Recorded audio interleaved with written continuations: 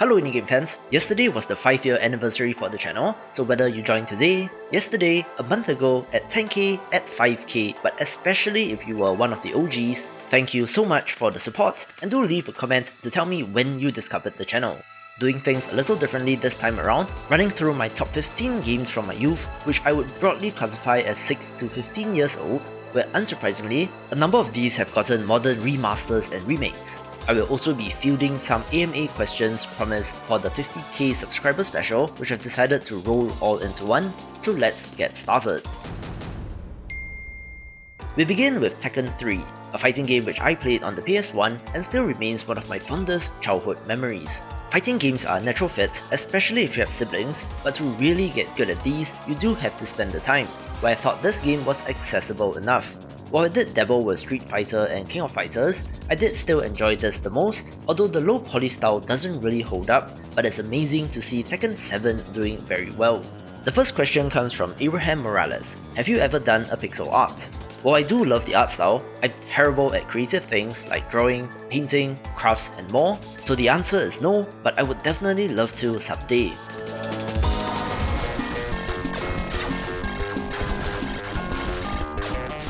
My love for shoot 'em ups stems from Tatsujin, a perhaps lesser known title which I played on the Genesis. It's quite a straightforward, classical vertical shooter, where I did like the variety in weapons, especially the electric cannon thing, and for a shooter, it was quite the tough challenge for little old me. We are going alphabetically here, so another question from Abraham, have you always lived in Singapore? Yes, I am born and bred in this little Southeast Asian nation of Singapore, although I did spend a couple of years overseas for my university education. In terms of local food, if any one of you ever visits, do get a taste for chicken rice, laksa, nasi lemak, fried carrot cake, Hokkien mee, satay and more. Maplestory was my first main exposure to MMOs and gacha mechanics, for better or worse, where I was immediately drawn to the idea of partying up with friends, killing monsters and completing quest objectives and going on raids.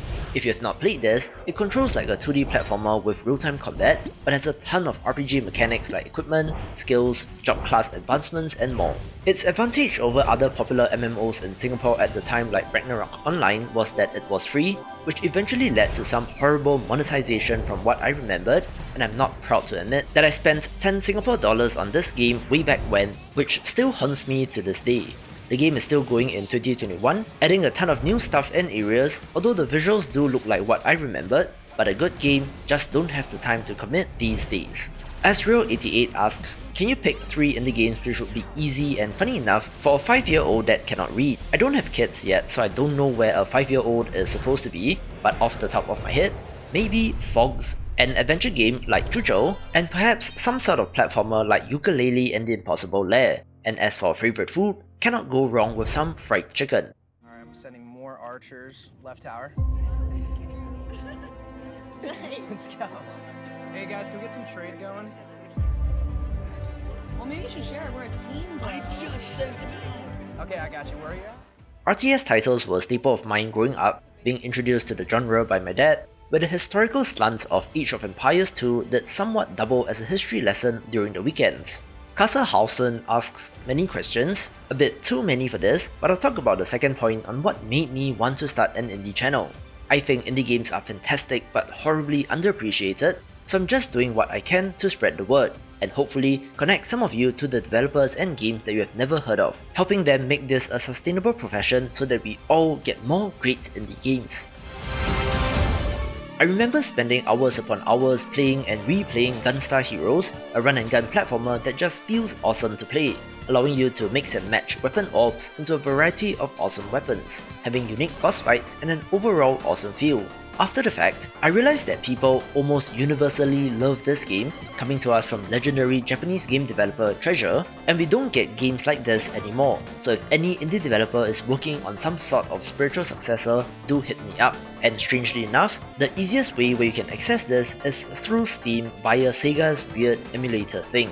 Cold Wild Games asks, would you rather fight a horse-sized duck or 100 duck-sized horses? And I have to go with the latter. Birds are horrifying modern dinosaurs, so I think a huge duck of that size can do some serious damage, so small horses should be more manageable.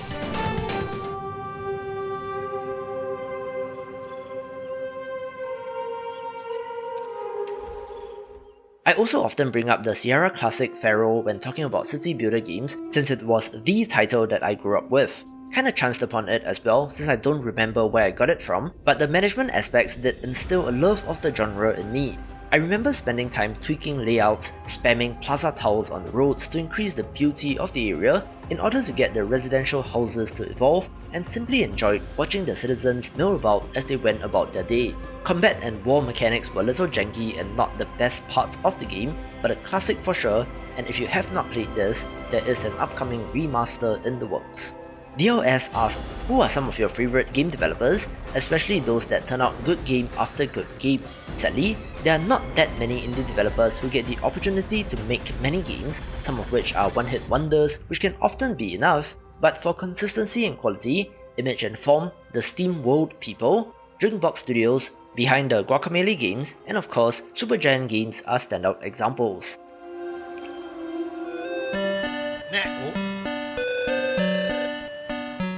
One of the greatest gaming crimes of all time is that while Dragon Quest Monsters have continued to have modern iterations and sequels, they have not had any English translation, so it's lost to a whole generation, but we do have to start at the very beginning with Dragon Warrior Monsters for the Game Boy Color.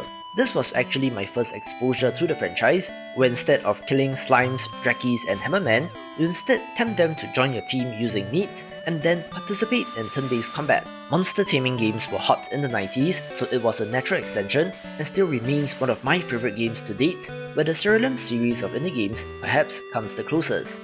Felipe Soares asked, what is your favorite Metroidvania game and what is your favorite genre? And I think the answer is fairly obvious. Hollow Knight, and of course, the Metroidvania.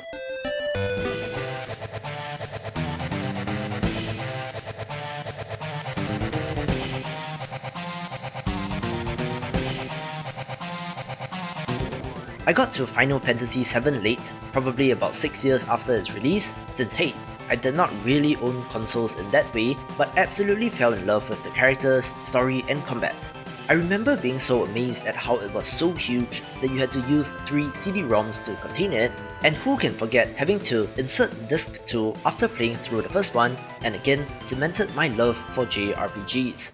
People often knock others who love FF7 since it is perhaps the most mainstream JRPG, but I am unashamed to admit that it's still one of my favorites. Love the music and exploration, although of course in comparison to modern games, does have some systems that don't hold up. But the version on Steam does allow you to essentially cheat your way through if you're just looking for that nostalgia kick.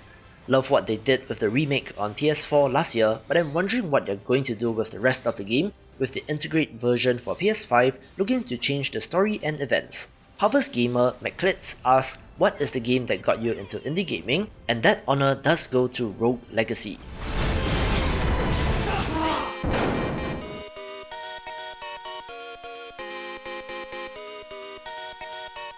Going back to the Genesis, my favourite beat-em-up title has to be Streets of Rage 2, the pixel art classic that still has one of the most iconic soundtracks of all time. While yes, there were quite a number of palette-swapped enemies, the 4 playable characters felt very different, where I think I enjoyed playing as Axel and Max the most. The level variety was fantastic, from an amusement park, a bridge, swamps, a baseball stadium and more, and it was always such an epic adventure that I must have played through and beat it more than 10 times.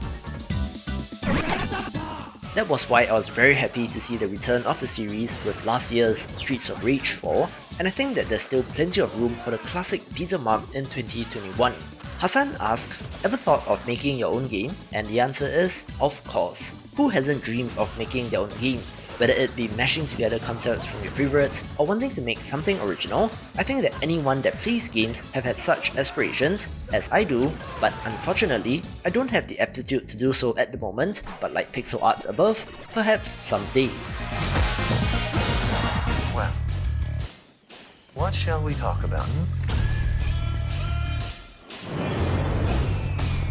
For as much as modern EA is horrible, if they've done one thing right, it would be the remaster of Command & Conquer, the generation-defining real-time strategy title that I absolutely love. Another introduction from my dad, I did play Red Alert first, having Soviets vs Allies over GDI vs Nord, although in retrospect, I did enjoy both. While Red Alert 2 and 3 are great games, I do still have a fondness for the classics, which also sparked my love for a genre.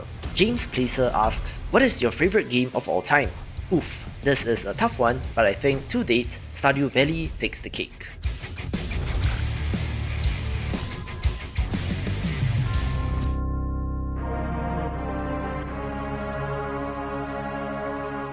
Yes, for the record, I am a Final Fantasy 6/7 type of person, where this epic RPG was my first instance of a JRPG completely sucking me in.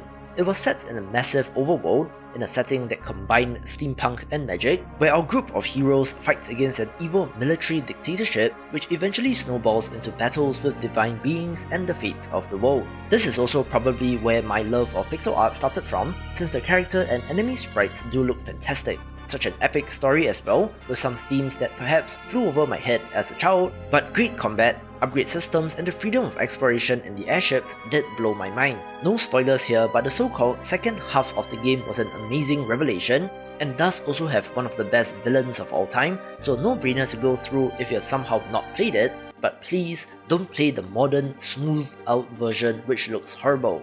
Jellycat36 asks, how do you find such unknown hidden gems? To be honest, I do spend a little too much time on the internet, on Steam, Twitter and Reddit in order to uncover these, but things are getting a little easier now since I do have some traction, with developers emailing me and you, the community, pointing up some promising ones in the Discord server.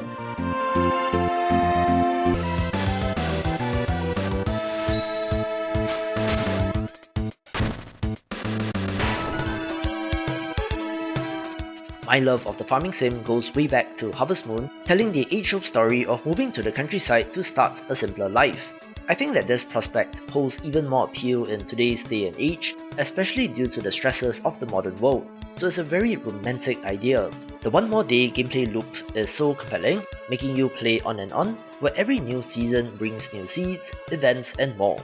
It's wonderfully wholesome and charming, giving me good vibes all around. I always have trouble with Vietnamese names, but Nguyen asks, do you need help with the channel? Some of you may be surprised to know that this is a one-person operation, and I am indeed seeking to grow a team to support this channel, whether it be writers, video editors, designers and so forth, so if you think you might be able to contribute, do drop me an email.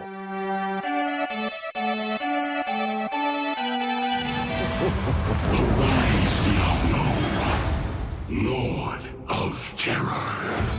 A title that was definitely beyond the recommended age range for me was Diablo 2, the M-rated title which I got when I was 10, but hey, you were killing demons and monsters, so what's not to love?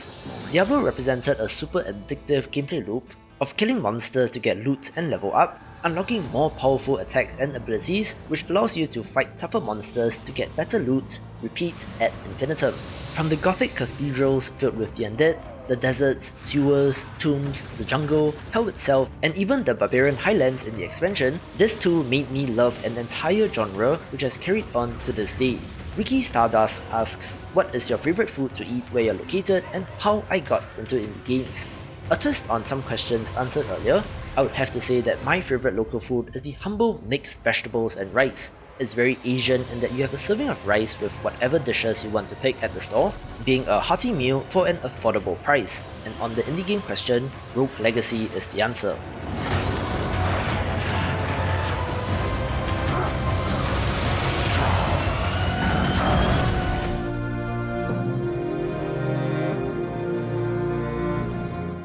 One of my all-time favorite games is Heroes of Might and Magic 3, a franchise that I started with when I was 6 with Heroes 1 and unfortunately is in the hands of another monolith of a publisher in Ubisoft these days. The turn-based combat, magic spells and variety in factions was so awesome, with special mention going to my boy Sandro and the Shadow of Death campaign, where the best place to play right now is via GOG. Russell1990 asks, what percentage of your overall gaming time is AAA and what are some of your favorites?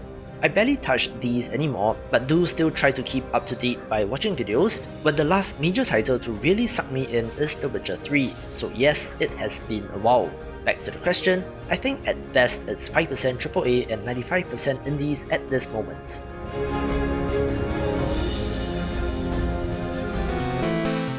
Pokemon was my jam back in the day, and while I did start with Blue, I do have the most fondness for Gold and Silver. Gen 2 Pokemon was just new and weird enough to warrant intrigue, with new types of Pokemon and a whole new region to explore. and little did we know at the time how massive a colossus this franchise would turn out to be. I loved how the game allowed you to revisit the Kanto region, shout out to one Satoru Iwata who was instrumental in that. Just a horrifying fact, the original Gold and Silver came out 21 years ago, with the remasters of that, Heart Gold and Soul Silver, being 11 years old, so talk about something that makes you feel old. Loved the genre and will always be interested in the franchise, although I've not touched an entry in the series in a while, but it does encapsulate my childhood, taking the #1 spot. I hope you enjoyed just a glimpse of my childhood, and share with me your favourites in the comments below.